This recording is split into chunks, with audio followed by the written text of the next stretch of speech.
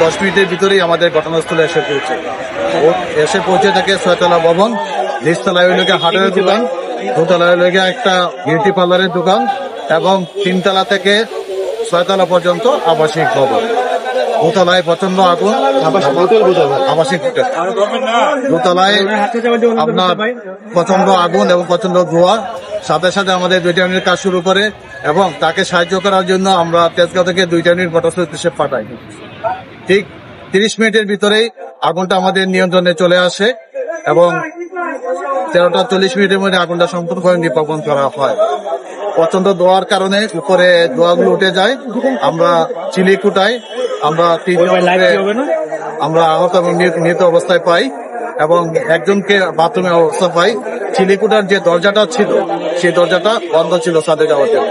অর্থাৎ প্রচন্ড ধোঁয়ার কারণে এই আবাসিক হোটেলের ভিতরে যারা ছিল তারা বাঁচার জন্য উপরের দিকে উঠে গেছে, কিন্তু উপরে উঠে গিয়ে যখন দেখছে যে ছাদের যে দরজাটা বন্ধ অবস্থায় আছে, যার কারণে তারা আর বের হইতে পারে নাই, যার কারণে সালভেশনের কারণে ধোয়ার কারণে লোকগুলো মারা যায়।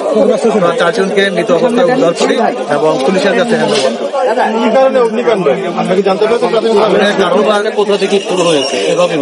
আগুনের কারণটা আমাদের তদন্ত সাপেক্ষে, যেহেতু আমরা কাউকে মালিক কর্তৃপক্ষ কাউকে পাই নাই এখানে, যার কারণে আগুনের কারণটা তদন্ত সাপেক্ষে এবং কমিটি গঠন করা হয়েছে না, কমিটি গঠন করা হবে।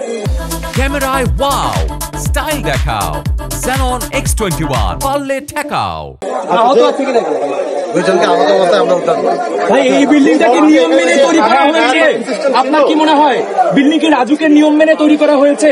পর্যাপ্ত অগ্নি নির্বাপক যন্ত্রগুলো কিছু ছিল, অথবা ফায়ার এক্সিট? আপনারা যে কোনো ফায়ার এক্সিট দেখেছেন কিনা? রাজুকের নিয়ম মাফিক বিল্ডিংটা তৈরি করা হয় না, আর এই বিল্ডিং এ কোনো ফায়ার সেফটি প্ল্যানও ছিল না এবং ফায়ার সেফটি ব্যবস্থাও ছিল না এবং সিঁড়িগুলো ছিল সরু। 3 ফিট থেকে 3 ফিটের মতো একটা সিঁড়ি ছিল, এই সিঁড়িতে উপরে উঠতে ছিল এবং সিঁড়ির পাশে যে জানালাগুলো ছিল জানালাগুলো কাঁচ দিয়ে বন্ধ করা ছিল। যদি কাঁচটা বন্ধ না করা থাকতো তাহলে কিন্তু ধোঁয়াগুলো বেড়ে চলে আসতে পারতো, নাহলে এই লোকগুলো বাঁচতে পারতো।